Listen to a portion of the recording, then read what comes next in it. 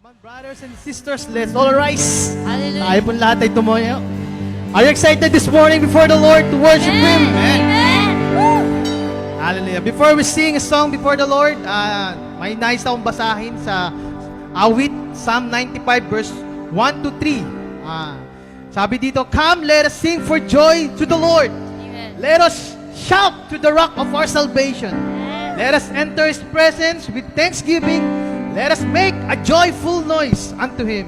For the Lord is a great God, a great King above all gods." Amen. Yan ang ating awitin sa umagang ito sa Panginoon. Hallelujah. Come on, church. Why don't we give the Lord a mighty shout of praise?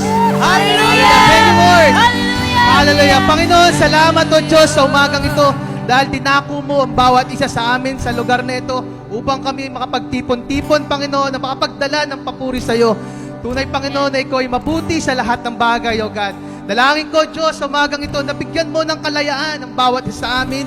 Kalayaan na may hayag namin, ang aming pag-ibig, ang aming kalooban, Lord, ang aming mga papuri sa iyo dahil Ika'y dakila.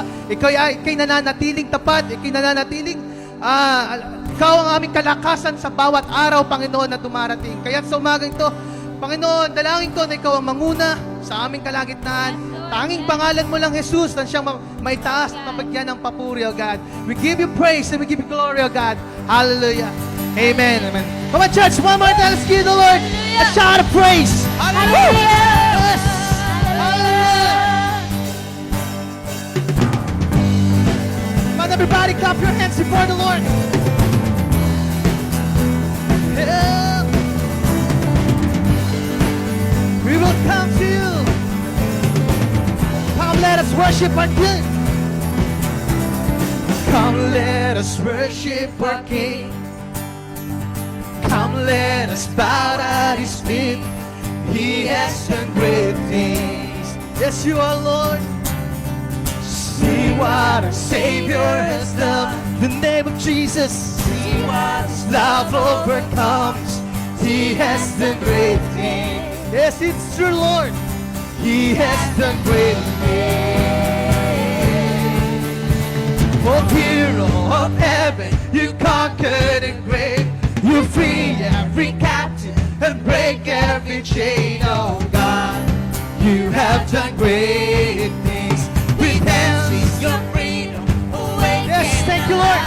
Oh Jesus, our Savior, your name lifted high. Oh God, you have done great things.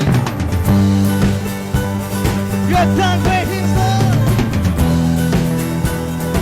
You've been faithful.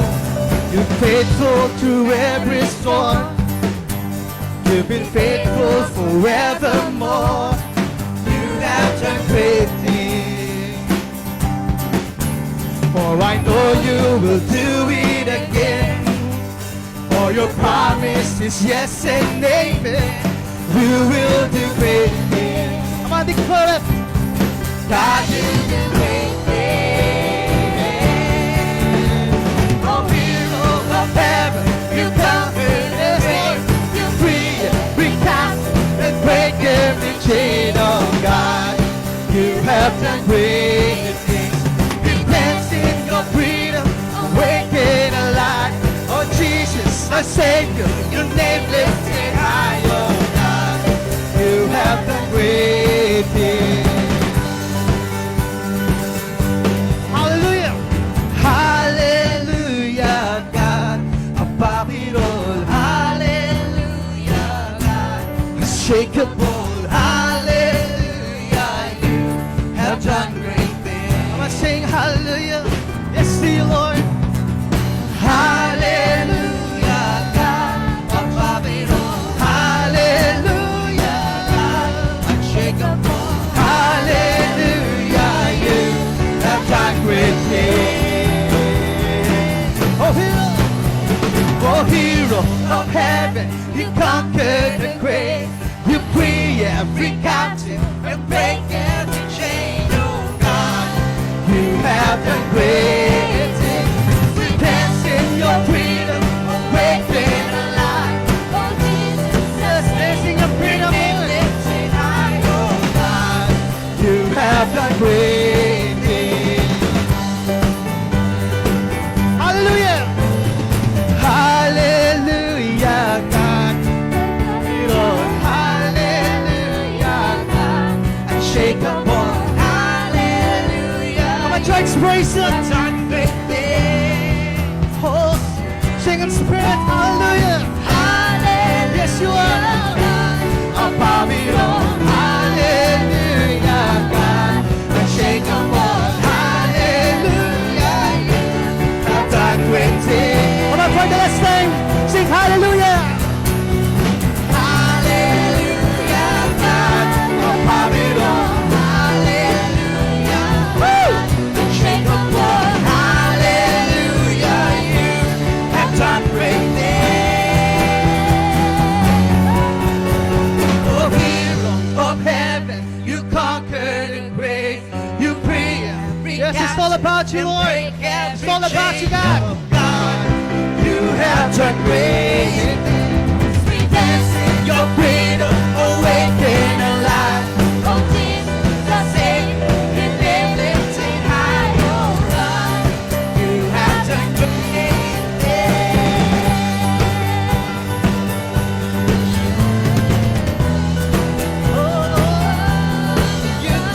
Come on, somebody shout hallelujah to the Lord. Woo! There is no shadow that is overcome your life. There is no rival that could ever stand against your mind. You've always been with us. Every battle you've already won. You've already won.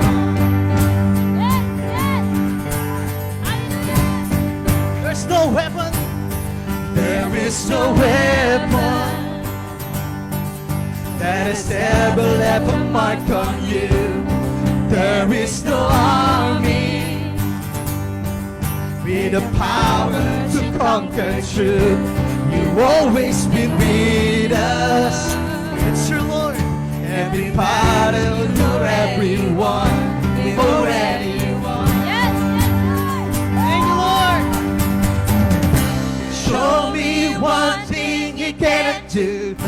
Show me a mountain He cannot move.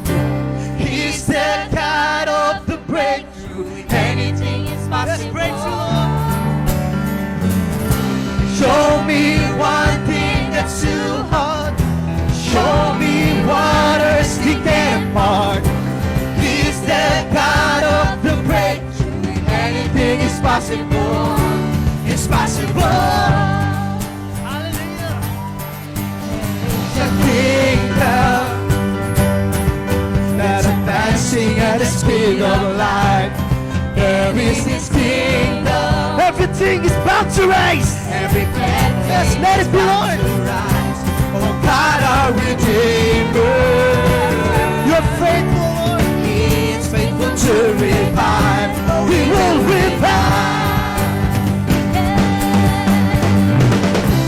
Show me one thing He cannot do. Show me a mountain He cannot move. Yes, He's the God of the breakthrough. Anything is possible. Anything is possible to you, Lord. Show me one thing that's too hard. Show me what He cannot come. He's the God of the breakthrough. Anything is possible. It's possible. My church, shout hallelujah before the Lord. Hallelujah. Let the praises unto Him. Woo! Hallelujah. Let's declare all my fear I will turn into praise. All of my fear I will turn into praise. Shake off despair as I sing out your name. A victory dance, I will dance out in faith. I will crush disappointment and break every chain. All of my fear I will turn into praise. Shake off despair as I sing out your name. A victory dance, I will dance before the Lord. I will crush disappointment and break every chain. All of my fear I will turn into praise. Shake off despair as I sing out your name. A victory dance, I will dance out in faith. I will crush disappointment. Show me one thing He can do. Show me a mountain He can move. He's the God of the breakthrough. And anything is possible. Anything is possible to you. Show me one thing that's too hard. Show me what else He can part. He's the God of the breakthrough. And anything is possible. It's possible.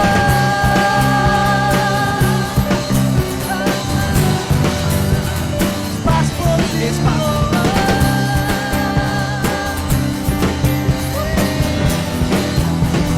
Anything is possible.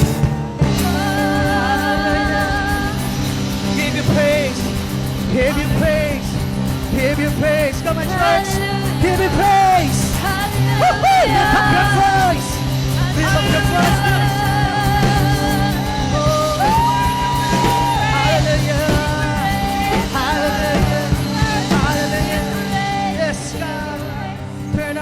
Lord, into praise to you, Lord. Hallelujah. Oh, we give you praise, Lord. It's all about you, Lord. It's all about you, God. It's all about you, Lord. Hallelujah. Lord, thank you, Lord. Thank you for the freedom, Lord, that we can sing, that we can shout, Lord, that we can express our love, Lord. Our worship before you, God. Thank you, Father, Lord. It's true, God, that nothing is impossible to you, God, Lord. Panginoon, ang di namin kayang gawin, kaya mong gawin, Panginoon, oh God. Salamat, oh Diyos. Thank you, Lord. Thank you, Father. We give you praise. We give you glory, oh God. Hallelujah. Thank you, Jesus. We give you praise. You are worthy, Lord. You are worthy to be praised, oh God. Worthy is your name, above all names, oh God. Worthy is your name, oh God, above all names, oh God. We lift your name on high, oh God. Let our hearts, let our spirit, let our soul see, oh God, who you are, how great you are, oh God, in our lives, oh God, in our families, oh God. Thank you, Father. We give you praise, oh God. Oh, you're worthy, Lord. Yes, Worthy, oh God. oh yes, You're worthy, Jesus. oh yes, Lord. Even in the midst of troubles, Oh, we give you praise. even in the midst of pain, still you're worthy, God. He's worthy. Oh, Jesus, worthy. Sing this morning. Not looking at our past, not looking at our failures, not looking at who we are, but just focusing on our God, for He is worthy. of our best praises and adorations. He's worthy. Let's sing. Worthy of every song we could ever sing. Worthy of all the praise we could ever bring. You're worthy of every breath we could ever breathe.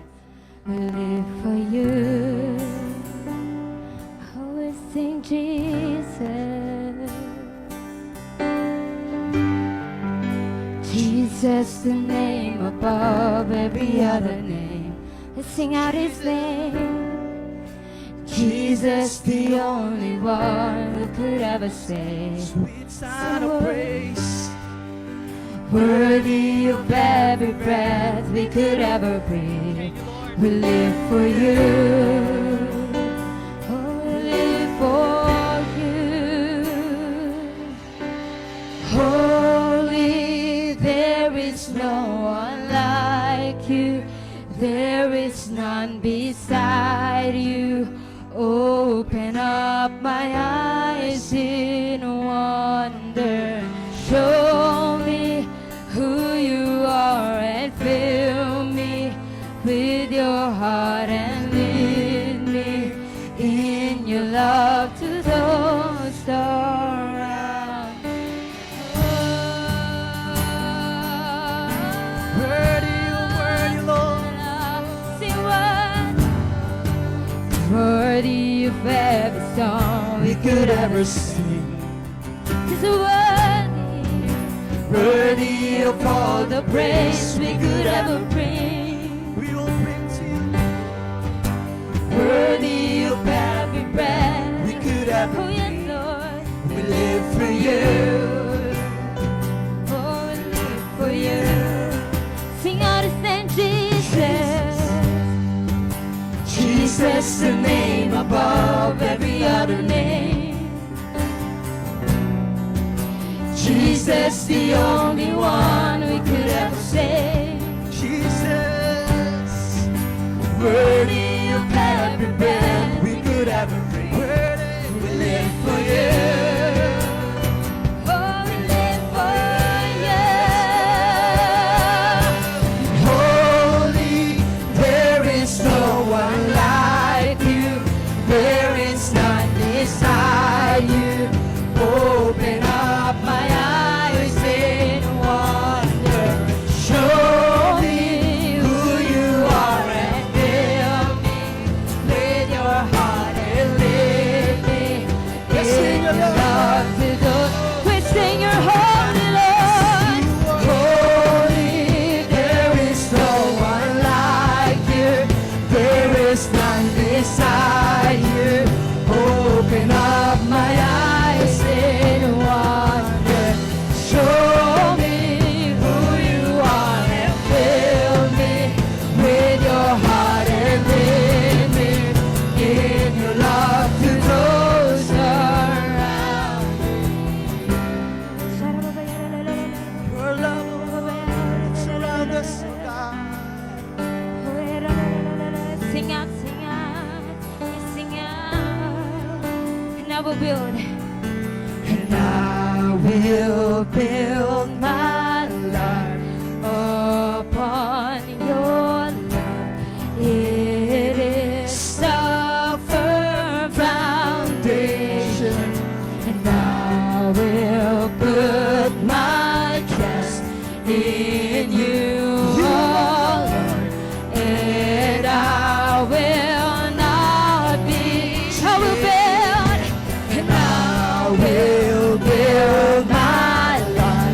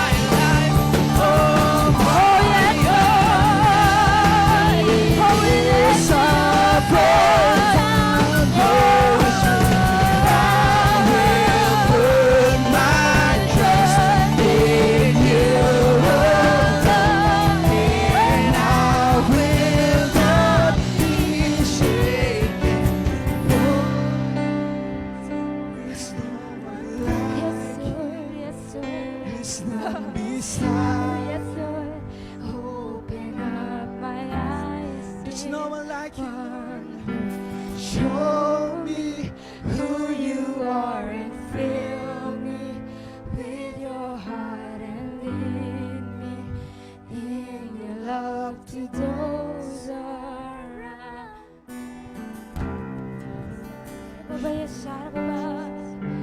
Oh, thank you, Lord, for the freedom. Thank you, Lord, for this privilege that we could sing before you. Even in the midst of troubles, even in the midst of pain, even in the midst of COVID-19. Oh Lord, you're worthy, oh God, and we will sing your praises forever and ever, in every tribe, in every generation, in every hour, oh Lord. Oh, we adore. Let's say this is how.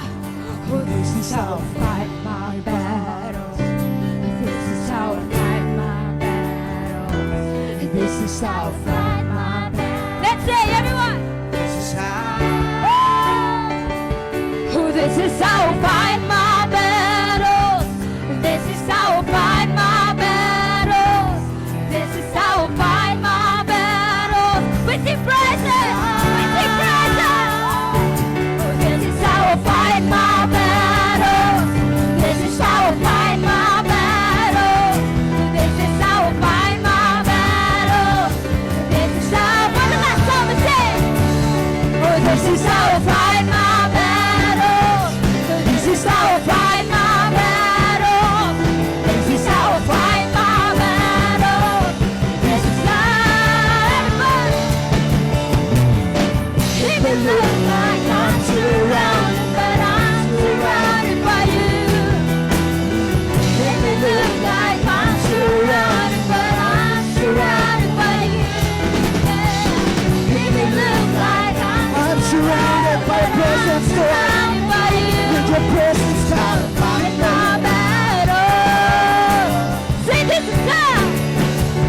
Oh, this is how I fight my battle. This is how I fight my battle. This is how I fight my battle. This is how. Oh, this is how I fight my battle. This is how I fight my battle. This is how I fight my battle. This is how. It may look like I'm surrounded, but I'm surrounded by you. It may look like I'm surrounded, but I'm surrounded by you. It may look like I'm surrounded, but I'm surrounded by you. This is how I fight my battle. Everyone! This is how I fight my battles. This is how I fight my battles. This is how I fight my battles. This is how. This is how I fight my battles. This is how I fight my battles. This is how I fight my battles. This is how. It may look like I'm surrounded, but I'm surrounded by you. It may look like I'm surrounded, but I'm surrounded by you. It may look like I'm surrounded by you. This is how I fight my battle. This is how I fight my battles. This is how I fight my battles. This is how I fight my battles. We lift our praise. We lift our voices. This is how I fight my battles. This is how I fight my battles. Jesus, This is how I fight our battles. you are with us, Lord.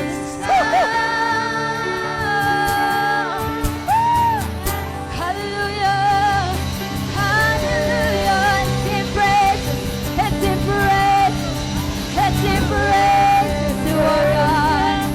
Hallelujah, hallelujah. Yes, Lord. Oh, Lord. Thank you, Father. Thank you, Abba, Father, for this privilege that we could still sing, oh God, and praise you, oh God. In the midst of our battles, Panginoon, patuloy ka namin papupurihan. For you're worthy, O God, and we know, O God, that you've already won every battle, Panginoon, in the name of Jesus, O God. So we declare, O God, this day, O God, every heart will be filled with joy, Lord God, for we know that you sustain us, you provide us, you give us the strength, O God, and you are the winner and the champion of our lives, oh God. We bless you and we praise you. In Jesus' name we pray. Amen and amen. Isa pong mapagpalang linggo ng umaga sa bawat isa, lalong-lalo na tayo ay nasa ating mga tahanan. Sa pagkakataon po ito ay dadako tayo sa pag-aaral ng salita ng Panginoon Diyos. At ang title po na aking isi-share sa inyo ay Undercover. And ating pong bubuksan ang ating mga Biblia sa Hebrews 11 verses 20 to 22. Bagamat tayo ay nasa ating mga tahanan, ay maari po kayo ay maanyayaang tumayo para po sa pagbabasa ng salita ng Panginoon Diyos. Imagine niyo na lang na tayo ay nasa loob ng ating fellowship area. Sa Hebrews 11 verses 20 to 22, ang sabi po dito, by faith Isaac blessed Jacob and Esau even regarding things to come. By faith Jacob, as he was dying, blessed each of the sons of Joseph and worship, leaning on the top of his staff.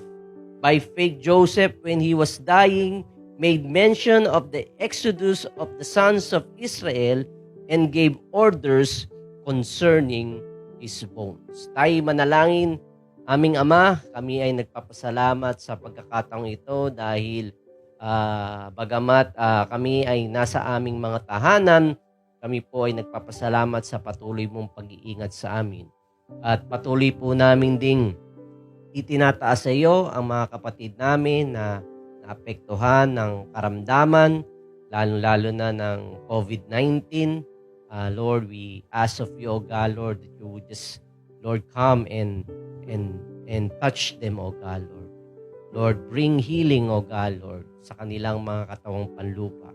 Dalahin ko na sa kalagitnaan, Panginoon, ng mga pagsubok na ito ay nandun pa rin, Panginoon, ang aming pagtitiwala at ang aming pagpupuri sa iyo dahil naniniwala kami, Panginoon, na hindi mo kami pababayaan.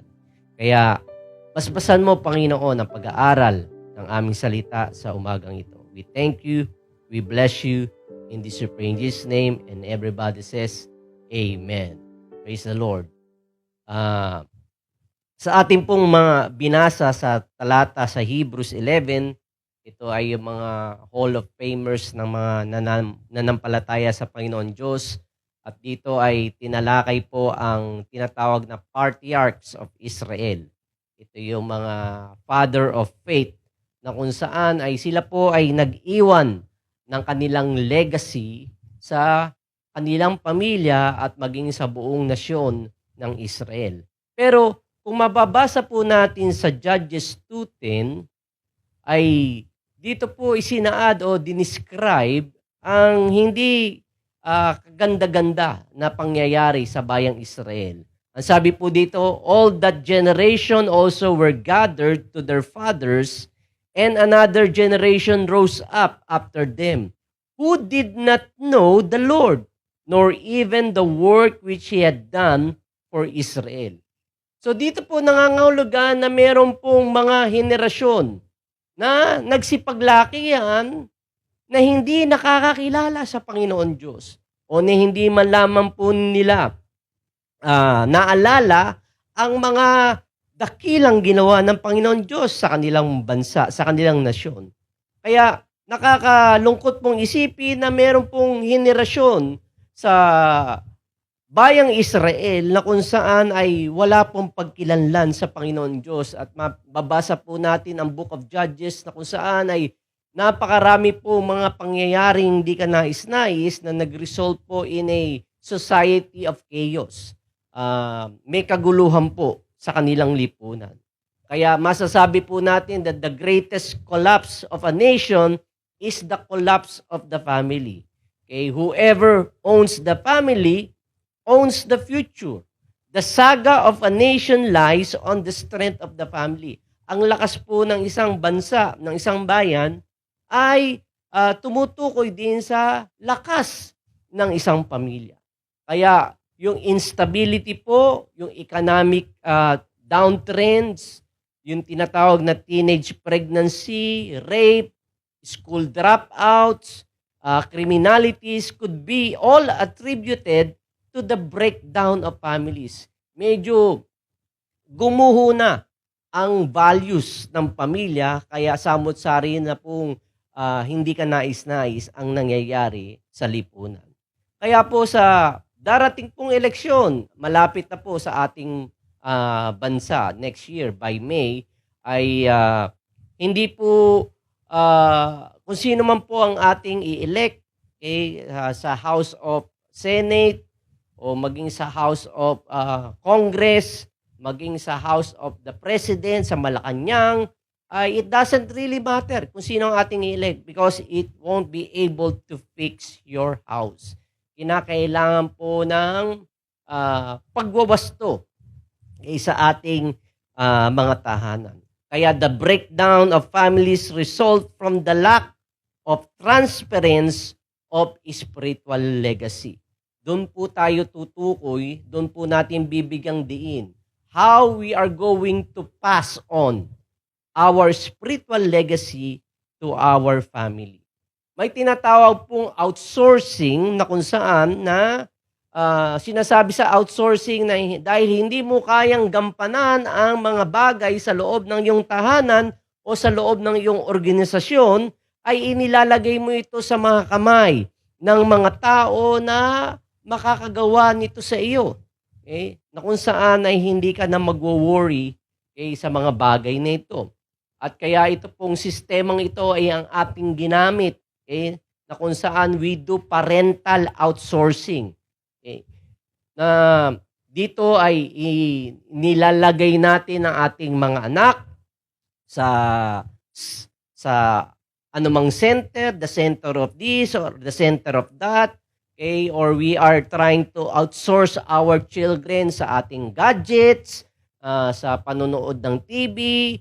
Okay, we put them into school, walang masama doon, and even we handed them to our government. Okay, dahil ang ating pong pakilasa o ang ating pong pakiramdam is that we don't know kung kakayanin ba natin na ma-establish natin o mapalaki ang ating mga anak.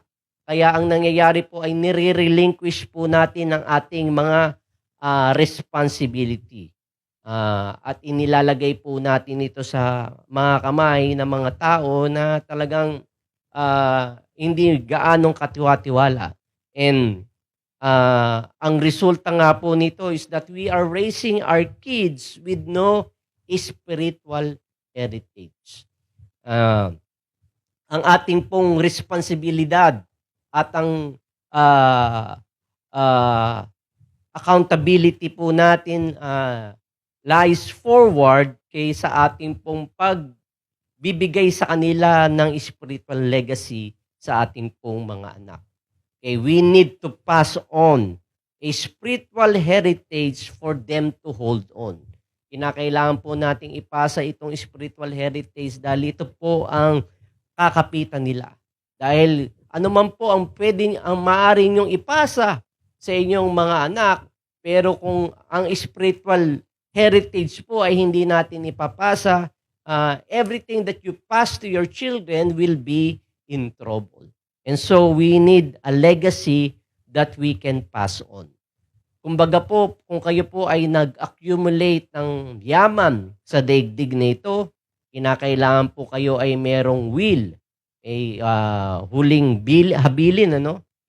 Ang sabi po, a will is an orderly transference with that which is deposited in your care to turn over to the safe use of your family or offspring. Ika nga, kung yung mamanahin nila ay kinakailangan po nating maayos. Okay? Dahil kung tayo man po ay kunin na ng Panginoon Diyos ay hindi mag-aaway-away. ang ating mga naiwan. Kaya ito pong physical will na pinapasa natin sa ating mga mahal sa buhay ay ine-expect din po ng Panginoon Diyos na gayon din na tayo ay magpasa ng ating spiritual will. Kaya lamang po ang nakakalungkot na kaisipan o katotohanan ay maaring we are passing spiritual will but we are not really passing our spiritual will. Kaya wala pong paghahawakan ang mga susunod na henerasyon because passing spiritual will is a matter of faith. Kaya doon po sa verses na ating binasa ay paulit-ulit na binigkas yung praise na by faith, by faith, by faith, by faith. Sa ating pong unang magulang na si Adan at si Eva, sila po ay nagrebelde sa ating Panginoon Diyos. Kaya ang nangyari po ay nakapagpasa po sila ng sumpa. They passed a curse kay Cain at Abel na kung saan one brother killing another brother. Okay? And so, importante po ang pananampalataya. By faith, there is something generally passed on a spiritual will. Kaya ang tanong po mga kapatid, mga magulang, what kind of spiritual legacy are we passing on to the next generation? Anong klaseng spiritual legacy ang ipinapas natin sa susunod na henerasyon? Sa ating pong binasa sa Hebrews 11, makikita po natin dito that the patriarchs pass on the promise of God. Kanila pong ipinasa ang mga pangako ng Panginoon Diyos na ipinagkaloob sa kanila. God has a will. Ang will po ng Diyos ay tinatawag pong covenant. Kaya kung kayo ay pwedeng mag-comment para malaman kung kayo ay nanonood, ilagay niyo po sa chat box o sa comment box kay covenant. Ano ba ang covenant? Okay. It is God's will that every believer needs to pass on to the next generation. Okay. Nilalayon po ng Panginoon Diyos na yung ating mga natanggap sa Kanya ay sa pamamagitan ng ating pananampalataya ay ipasa natin sa susunod. Covenant is a spiritual binding relationship that God made His people in order to cover them. Sa Tagalog po, ito po yung pagtitipan na ginawa ng Panginoon Diyos sa mga tao na Kanyang hinirang. At ako'y naniniwala, ako at ikaw, sa bawat isa na nanunood sa kanilang mga tahanan, ay mayroon pong tipan na pinagkaloob ang Panginoon Diyos sa bawat isa. Kaya ang covenant po ay tinatawag na spiritual covering. Okay. Kaya isulat nyo, covenant is a spiritual covering. Ating pong pagkakatandaan yan. Ito ay naginang nabigkas ko sa inyo o maaring naituro na ang kahalagahan ng spiritual covering. Okay? We are a generation of children, ang problema, that are uncovered dahil they don't have moms and dads that also who are also uncovered. Okay, may mga magulang sila uncovered, kaya ang kanila pong mga anak ay uncovered din. Okay? Hindi po natin pwedeng ipasa ang bagay na you don't possess, na wala ka. Okay? You got to own it first in order for you to transfer it. Okay? So, there is no faith to transfer. Okay? Wala pong matatanggap ang susunod na henerasyon. Kaya lagi ko pong ilustrasyon sa inyo na ang covenant ay katulad po ng isang umbrella na kung saan pag umuulan, lalo na ngayong panahon na ito na tag-ulan sa ating bansa, kinakailangan po natin ng covering. Okay? At ang umbrella po ay nagko-cover sa atin sa ulan. Hindi po ibig sabihin na pag meron kang umbrella pero hindi mo naman ginagamit, at umuulan, ano po ang mangyayari? ikaw din po ay mababasa. Pero kung ikaw ay may umbrella at ito'y binuksan mo, okay, at ginamit mo, maaring umuulan pa rin pero hindi po tayo nababasa. Hindi po din nangangahulugan na ikaw ay may umbrella at ginamit mo sa oras na ito'y buksan mo, ay mawawala po ang ulan. Hindi po ganon. Okay? Ang covenant po ng Panginoon Diyos ay nagko-cover sa atin. And that's why we are undercovered by the covenant of God. So we better implement and use it. Ang nakakalungkot lamang pong isipin, mga kapatid, sa mga pagkakataong ito na umuulan po. Okay? Umuulan po ng kasamaan sa ating bansa. Umuulan po ng immoralidad, umuulan po ng materialism, umuulan po ng samot-saring mga problema, umuulan po ng virus na kung saan ang ating mga anak o ang ating pamilya are not covered. Dahil sila ay hindi natatakluban, hindi sila naproprotektahan. Ang nangyayari po ay sila po ay basang-basa sa mga pag-ulan ng samot-saring mga problema at suliranin na ito, na kung saan they are soaking wet with the evil culture in our society. Kaya po, ako po'y nangungusap sa inyo, mga tatay at nanay na nakakilala sa Panginoon Diyos. Binigyan po tayo ng Panginoon ng umbrella so that we will be able to cover our kids too. Okay. Takluban po natin sila ng covenant na ipinagkaloob sa atin ng Panginoon Diyos. Let us pass it to them. Okay. Katulad po ng pahayag ni Joshua, okay, sa Joshua 24, na ang sabi niya at ang challenge niya sa buong Israel, "As for me and my house, we will serve the Lord." Okay? Para sa aking buong pamilya, kami ay maglilingkod sa Panginoon Diyos. Hindi ko po alam kung sino ang pinaglilingkuran nyo sa inyong pamilya. Hindi ko po alam kung sino ang binibigyan nyong pagsamba sa inyong pamilya.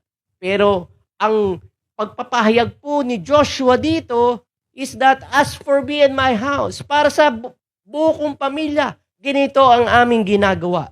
Okay? I know and I believe that we are undercover. I know and I believe that God is our spiritual covering. Ganito ang aming setup. Okay? I want to be able to pass a legacy for my family.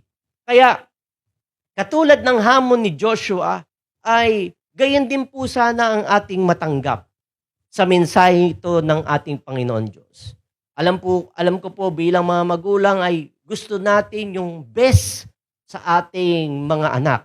Okay? We want to give them the best education.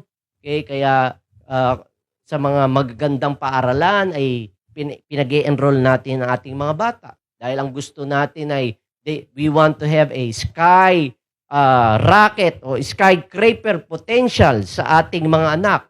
Okay? We are trying to build sky high potential sa ating mga anak. Kaya lang, ang problema po ay yung pundasyon. Importante sa mga matataas na gusali na may matibay na pundasyon. Kaya, we are building skyscraper potentials to them. But the problem is we are establishing it on a shaky, sandy foundation. Wala pong tibay na spiritual foundation sa kanilang mga buhay. Kaya hindi nga din natin alam if they are learning. Hindi po natin nakikita o napapansin kung sila po ay lumalago spiritually. O maaaring iba sa atin, hindi din alam kung sila ay ligtas na. Ligtas na ba ang aking mga anak? Sila ba ay nakakilala na sa Panginoon? Sila ba ay mayroong personal ng pakikipag-ugnayan sa Panginoon Diyos? At wini-wish na lang natin na somebody is going to lead them to the Lord. Okay? Kaya marami sa atin ay hindi po interesado at hindi concerned sa spiritual foundation ng ating mga bata. Ang concern lang po natin na sana sa paglaki nila ay sila ay maging mga abogado, sila ay maging mga doktor, engineer, scientist, astronaut, politicians, etc. etc. Ito ang ninanais natin. Wala pong masama na tayo ay magkaroon po ng mataas na pangarap sa ating pong mga anak. Kaya lamang po they might be reaching the height of this world but without spiritual foundation. Na tayong naipagkakaloob o tayong na-establish sa ating mga anak. Wala po itong pinagkaiba doon po sa aking itinuro a few Sundays ago regarding the Tower of Babel, na kung saan yung sibilisasyon na yon sa pangunguna ni Nimrod ay nagrebelde sa Panginoon Diyos, at sinasabi nila sa kanila pong pagkakaisa, they were able to build a tower that rises up to the sky, and they are niyayabang nila sa kanilang sarili na kaya nilang abutin ang Panginoon Diyos sa langit. Kaya ito nga po ang naging dahilan kung bakit sinabihan po ng Panginoon Diyos si Abraham na lisanin ang lugar na yon, because that civilization, that culture dismiss the Lord out of their lives. Tinatanggal po nila ang Panginoon Diyos sa kanilang aspeto ng kanilang mga buhay. Ang layunin po natin bilang mga magulang is to give our children a solid foundation. At tayo po'y magtiwala sa Panginoon Diyos na ang Diyos mismo ang maglalagay sa kanila in a superstructure, high-rise life. Bibigyan sila ng kaaya-aya at magandang kinabukasan ng Panginoon Diyos. I believe God is speaking about a legacy here. Something that He can transfer because the covenant involves a blessing. Ulitin ko po yun, no? Hindi lamang ito nagbibigay ng covering, ng protection, pero covenant also involves a blessing. Sabihin niyo po, blessing, pagpapala. Yan, kumakalembang, no, ang ating mga tenga sa oras na naririnig natin na may pagpapala. Wow, pagpapala. Blessing. Blessing is passing on the favor of God related to the covenant. Kalakip po ng covenant ay ang pagpapala ng Panginoon Diyos. Kaya kung mapapansin ninyo po,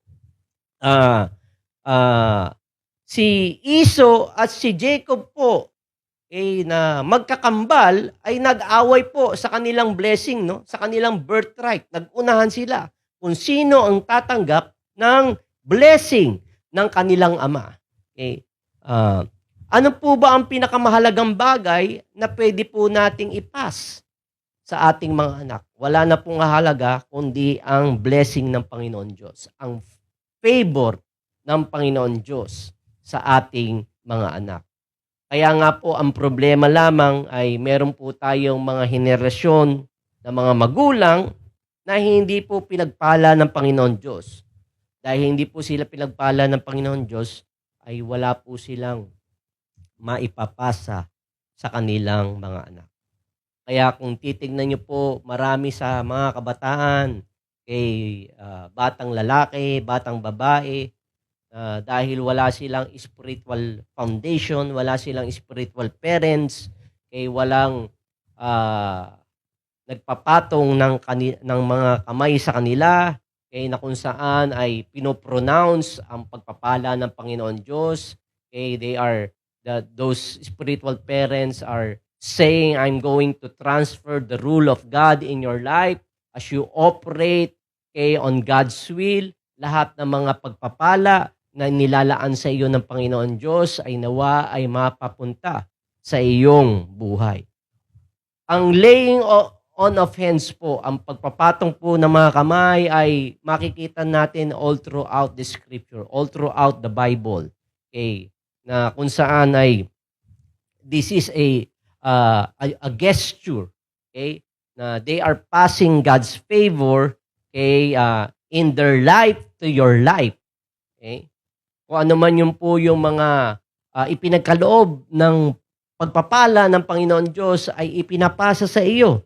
At ang kanilang panalangin na mahigitan mo pa yung mga pagpapala, yung mga ginawa ng Panginoon Diyos sa kanilang mga buhay.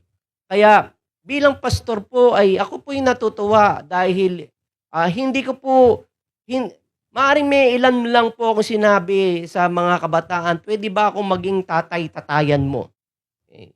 Dahil marami po sa mga kabataan natin sa church na had been abandoned by their fathers. At may mga ilan po akong nasabihan, pero nakakatuwa pong isipin na may mga adults tayo na mga miyembro sa church na nag-approach sa akin at sinabi, Pastor Mike, pwede ba kitang maging spiritual father? At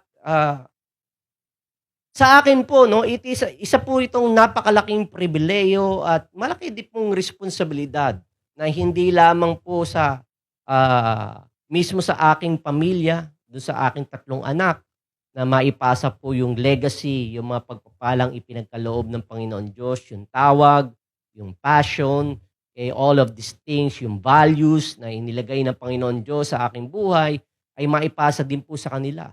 Pero bilang pong spiritual fathers nitong mga kabataan natin, maging ng mga adults sa ating church ay isa pong napakalaking pribilehiyo. At ikinatutuwa ng aking puso na malaman na gano'n ang pagtingin nila sa akin.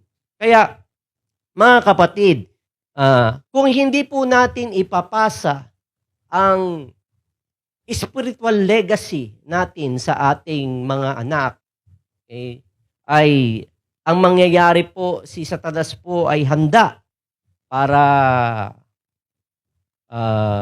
i-curse niya, no?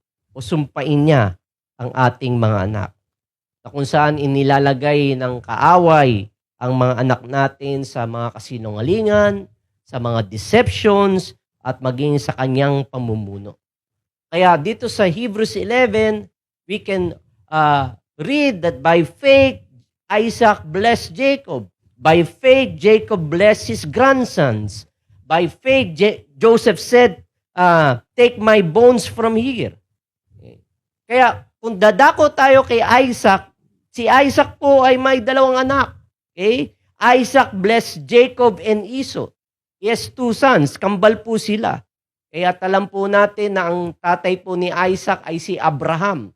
Si Abraham po ay maraming issues sa kanyang buhay. Ang isa pong issue ni Abraham sa buhay niya, sa personal na buhay niya, ay siya po ay nagsinungaling.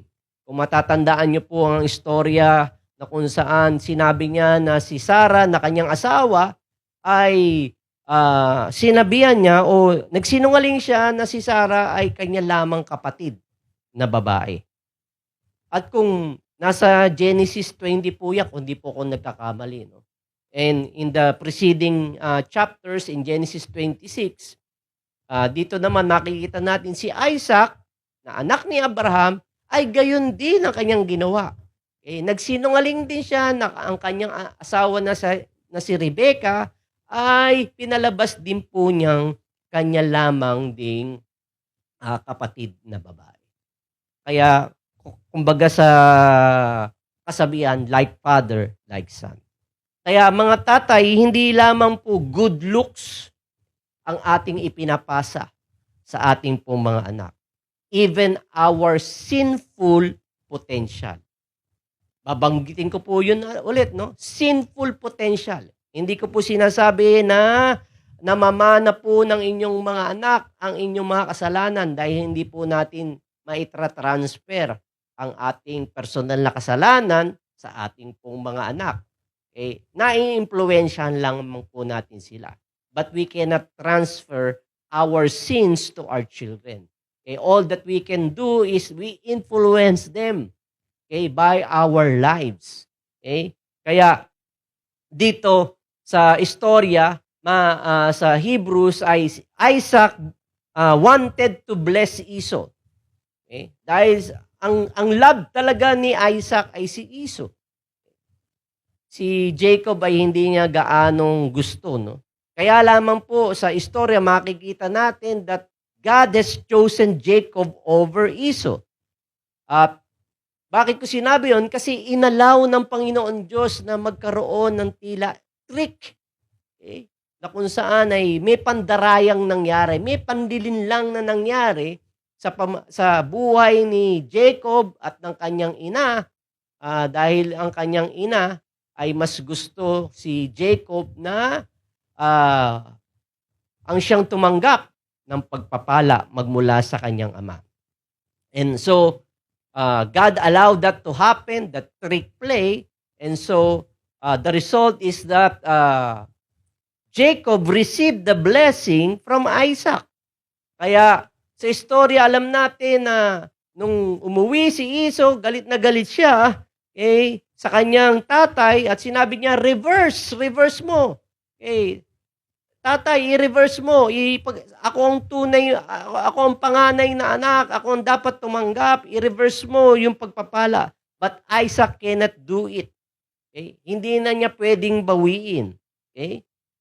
Kaya kung makikita natin dito, hindi na mga bata si Esau at si Jacob. Sila ay grown-up men na. At alam ko po na marami sa mga tatay had failed their kids when they were young. Maaaring hindi kayo naging magandang patotoo, hindi magandang yung impluensya. Pero nais ko pong sabihin, it is not too late to correct it. Hindi pa po huli ang lahat. Katulad ng mensahe ng Panginoon Diyos sa atin na hindi late para gumawa at kumilos ang Panginoon Diyos sa ating buhay. And in the same way, if we are going to correct it, even though our kids are grown-up people, mga adults na sila, it is not yet too late. Maaaring sinasabi mo, I wish I was a better father when they were 3 years old, 4 years old, 5 years old, 6 years old. Dahil itong mga taon na ito ay yung tinatawag na development stage ng ating mga anak. Mas dito nila napupulot ang mga aral sa mga murang edad ng mga bata. Well, we wish, even your kids wish na sana nga, ganun ka, no? Ganun ka katapat, ganun ka kagaling bilang tatay. Or even your wife wishes also that. Na ikaw ay naging mabuting ama. Or even God wishes that you were too. Na ikaw ay naging tapat din bilang isang tatay. And so now your kids are adult. I want to tell you, make it right. It's not too late. Whatever legacy is left, ay pwede nyo pa rin pong ipasa. Kaya, si Jacob po ay nagkaroon ng 12 anak. Ang kanya pong 12 mga anak ay galing po sa 4 niyang asawa. 4 na babae. Kaya, imagine niyo na lamang po yung dysfunctionality sa loob ng kanilang tahanan. 4 na asawa sa 12 anak. Hindi po gayon ang disenyo ng Panginoon Diyos. Makikita na lang natin yung tinatawag na baby mama drama. Siguradong-sigurado po na maraming dramang nangyari sa loob ng tahanan ni Jacob. Si Jacob po ay tinatawag na deceiver, manipulator. Yan po ang ibig sabihin ng kanyang pangalan. Binago na lamang po ito when he had an encounter with God. Remember that he wrestled with an angel. He wrestled with the Lord. Hindi kita pakakawalan kung hindi mo ako pagpapalain. So, makikita natin na si Jacob, he was a messed up father. Magulo. Ang buhay ni Jacob bilang tatay. Sa istorya, kung ating babalikan, nag-raise up siya ng mga anak na terorista, anak na rapist, anak na incestuous boys, nakipagtalik sa kanilang mga kamag-anak, okay? And boys that sold their brother to slavery. Ito yung buhay ni Joseph, ano? So, he is a mess up dad. Magulo ang buhay ni Jacob. Kaya lamang po, nakakatuwang isipin, nakaka-encourage na isipin na si Jacob ay kasama sa Hebrews 11.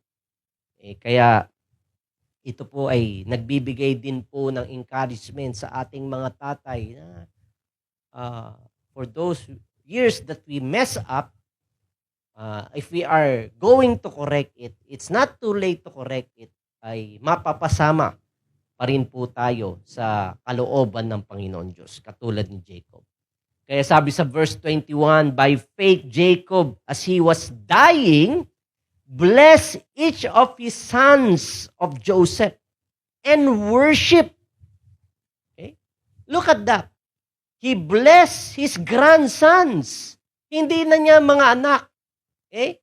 Si Jacob ay merong 12 anak. Okay? Pero ang kanyang pinagpala ay ang mga anak ni Joseph.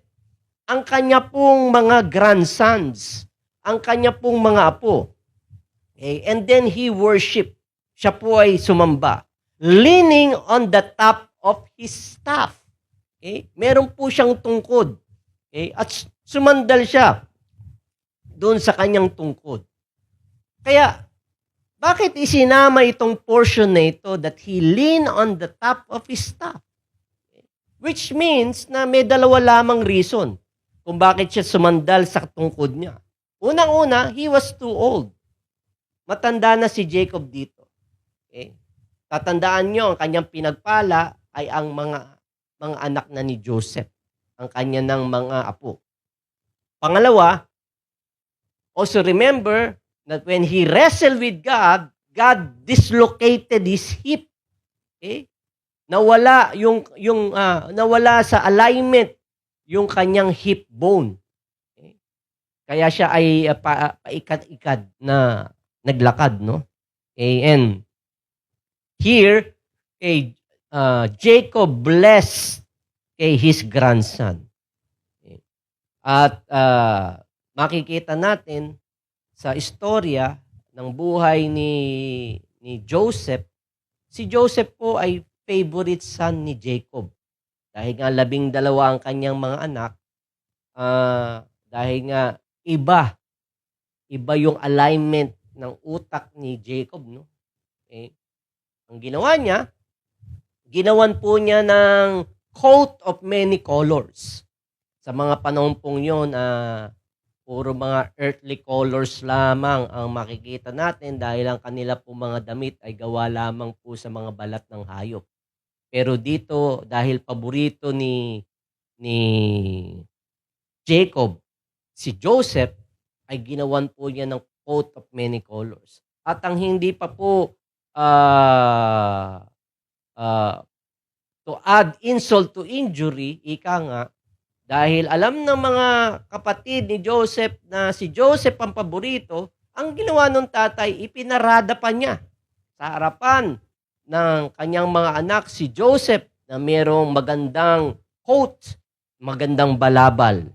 Kaya mas lalo pong nabwisit ang mga kapatid ni Joseph sa kanya. And ang good news po na sinasabi dito when Jacob blessed his grandson, tayo po bilang mga tatay ay darating po ang panahon at maaaring iba po sa atin ay mga lolo na. Meron na po tayong mga apo. Which means God gives us second chance. Pag kayo daw po ay may apo na, ay binibigyan po tayo ng chance ng Panginoon Diyos. For us to make a failure you made for your children.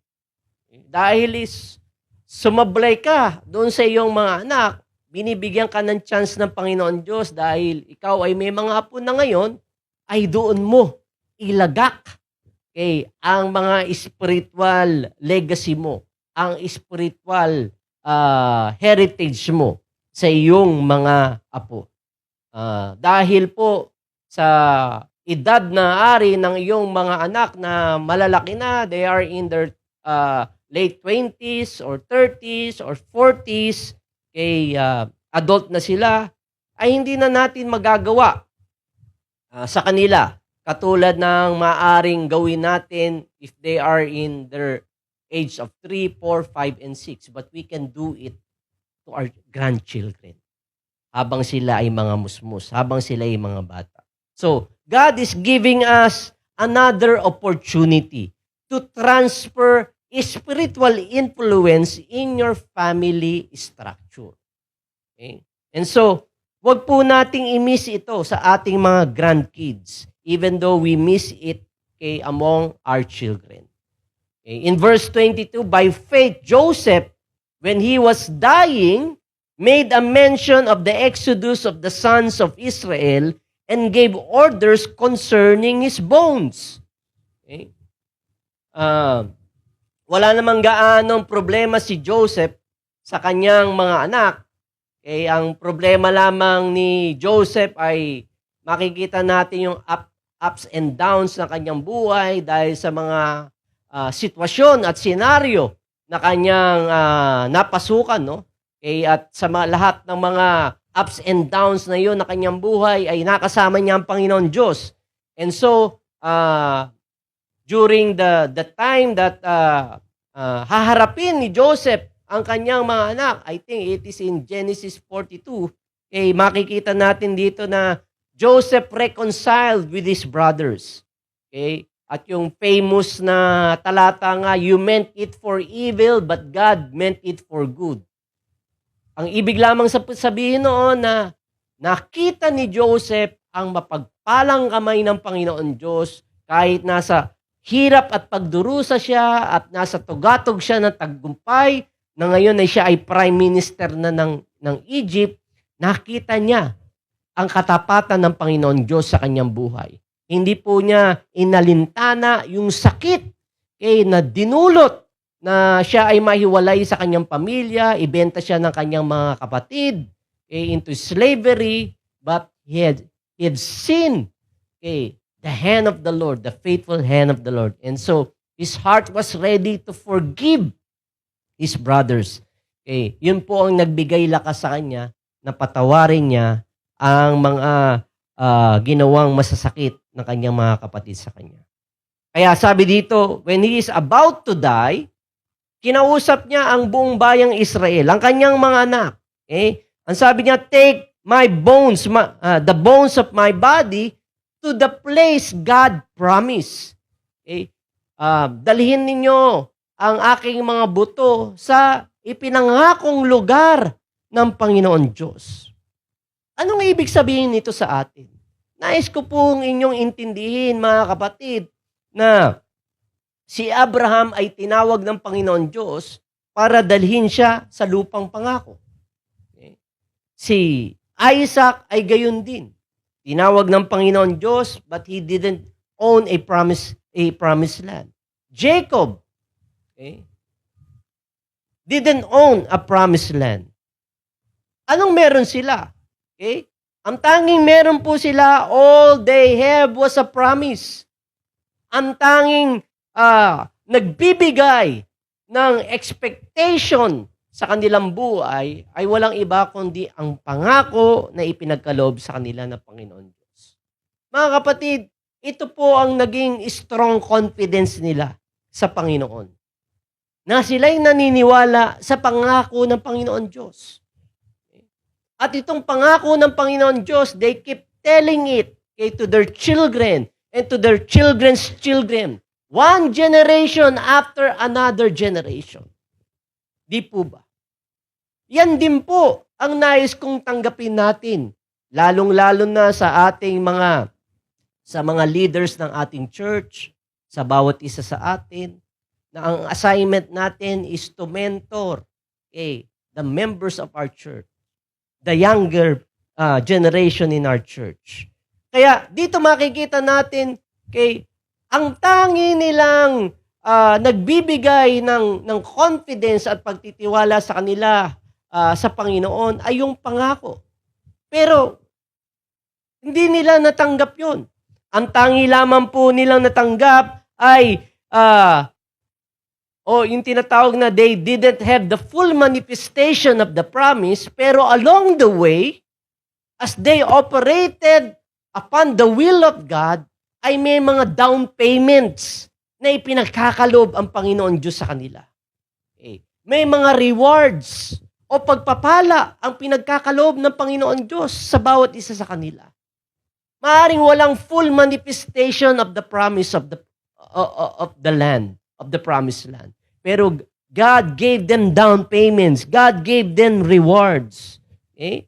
Dahil sa kanila, alam nila, they know that God of eternity has allotted a great future for them.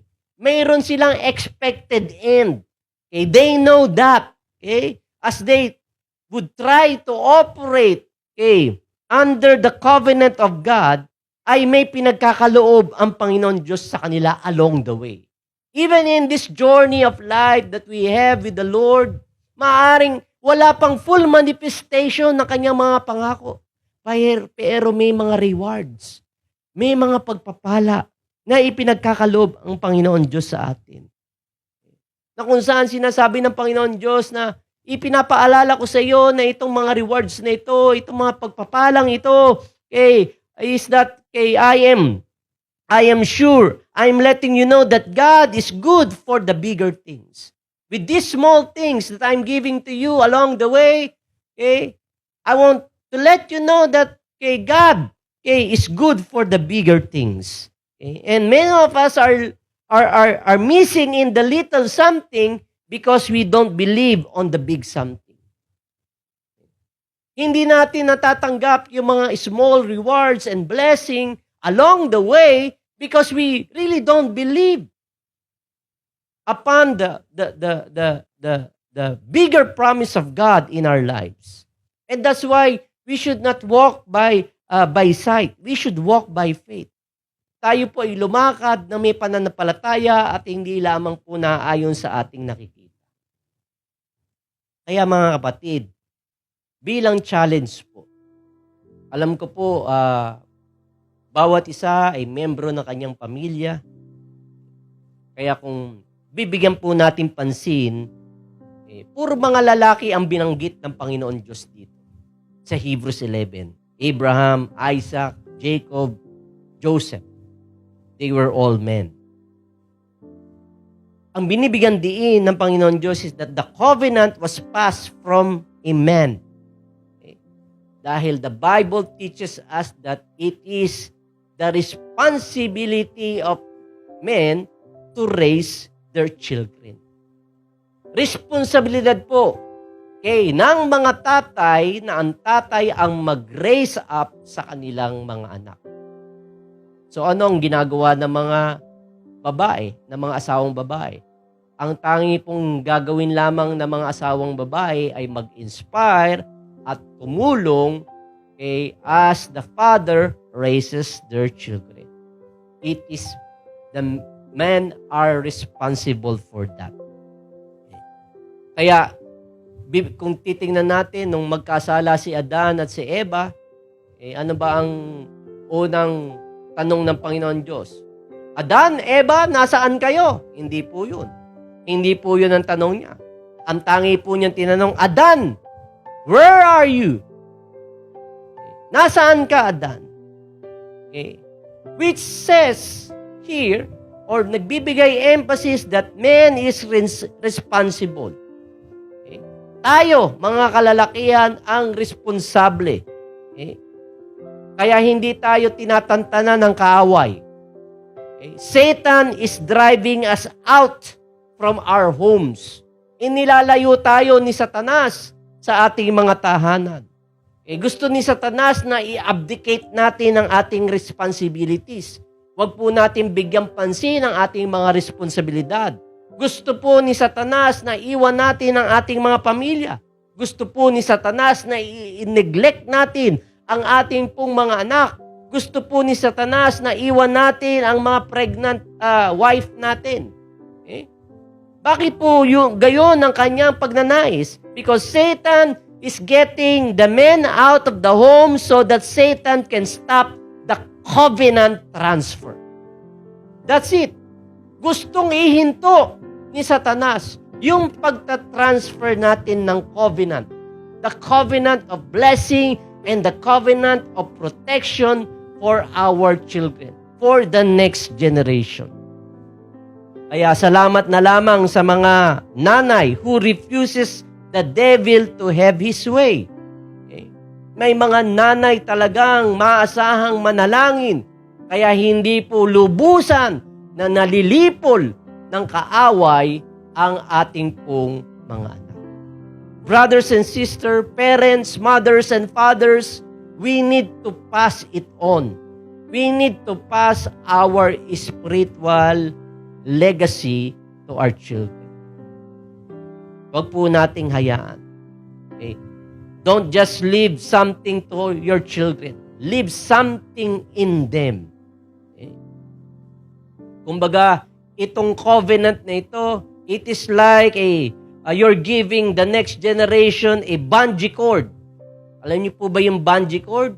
Ito yung mga extreme sports na mga kabataan natin, magtatali sila sa kanilang bewang, kaya sila itatalon sa mataas na bangin o mataas na tulay, at sa kanila pong pagtalon, magbabungee lang, magbabounce back lamang sila, no? Okay, why? Because they are attached into that cord. In the same way, we are giving bungee cord to our children so that they would be able to bounce back. Why? Because they are attached to the covenant of God. Alam ko po na may mga istorya na may mga anak tayo na tila tumalikod sa Panginoon. Pero kung talagang ipinasa nyo sa kanila ang inyong spiritual legacy, ang inyong covenant, ang covenant ng Panginoon Diyos sa inyong mga anak, they are going to come back. They are going to come back. Kaya, pastor, pang magulang naman pala itong inyong preaching today. Hindi po.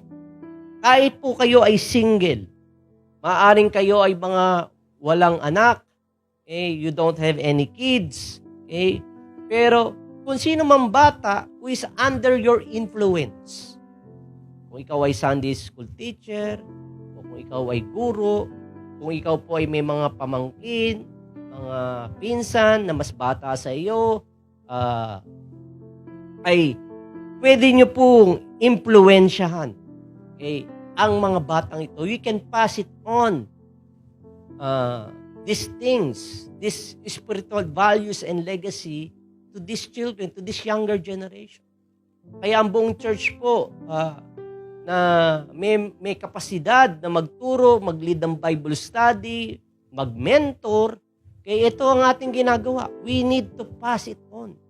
Okay?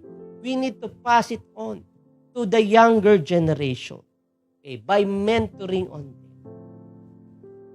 Kaya kasama din po kayo sa pag-aaral nito, sa mensaheng ito. Kaya, sino po ba ang mga kabataan under your care? Sino po ba ang mga mas nakakabata sa inyo under your care? Alam ko po na ninanais din natin sila magkaroon ng magandang karera, na magandang trabaho, and we want to maximize their potential. But we want to do it on a spiritual foundation. And we can do that by simply passing on a spiritual legacy to our children. Kaya tayo po'y manalangin. Panginoon, salamat o Diyos sa mensahe mo sa amin. Alam ko po, Panginoon, na ikaw ang nakakabatid, nakakaalam ng pagsablay ng mga magulang o mga matatanda sa church. Maaring we've never been a better influencer, O God, to the young generation, maging sa loob ng aming pamilya. Pero ikaw ang Diyos na nagbibigay ng chance sa amin. Sa pagkakataong ito na maaring wala pa man po kaming face-to-face, hindi pa po namin nakakasalimuha personal ang mga kabataan sa church, kaya halos lahat po ay sa pamamagitan lamang ng online. Pero hindi po, Panginoon, maikli ang iyong mga kamay upang abutin sila. Kami na nananalangin, kami na, Panginoon, itinataas ang mga batang ito. Kami, Panginoon, na Lord, malayo man sila sa amin, Panginoon, ngunit we are pronouncing blessing upon our children. Lord, we are declaring, Lord, your purpose, O God, Lord, to be accomplished in their lives. And we are driving out, Lord, all the negative things, O God, all the works of the enemy out of their lives. Alam po namin ang kapangyarihan, Panginoon, ng pananalangin. Kaya turuan mo kami sa mga oras na nilalabi namin sa loob ng aming tahanan, na kami po ay makapanalangin sa mga kabataang ito, sa mga susunod na henerasyon. Alam po namin, Panginoon, na ito ang tawag mo sa amin na sa church. Kaya din po kami, Panginoon, nagpupursige na mangalap ng salapi, maitayo, Panginoon, ng Christian school, Christian center, na kung saan we can train more young people, O God, Lord, coming before you, Lord, just pronouncing blessing upon the next generation. Lord, that is our heart. Ito ang puso mo na inilalagay mo sa aming mga puso, and we want to partner with you. Kaya brothers and sisters, let us partner with God. Let us open our thoughts and our minds. Huwag po nating hayaan na everyday wala po tayong maabot na mga kabataan. Even through texting, even through chatting with them, calling with them. Let's do it. Kahit na puro online lamang, gawin po natin. Mag-online din tayo sa ating patuloy na pananalangin sa Panginoon. Sa kanila na mga nahihirapan ngayon. Alam ko po na marami din po tayong pinagdaraan ng hirap sa buhay nito, struggles, trials sa buhay nito. Pero kung itutuon natin, if we are going to look upon the Lord, look upon the promise, we might not have the full manifestation of the promises of God in our lives, pero nagbibigay po siya ng mga down payments right now. And I truly believe that God is giving down payments to each and every one of us who are going to operate under the covenant of God. Father, we bless you. We give you thanks. In this we pray in Jesus' name. Everybody says, Amen. Kaya po, wag niyo munang patayin ang inyo pong mga gadgets. We will have a time of sharing. After this, ibibigay po sa inyo ang link sa JFBC All Members. God bless you po. See you po.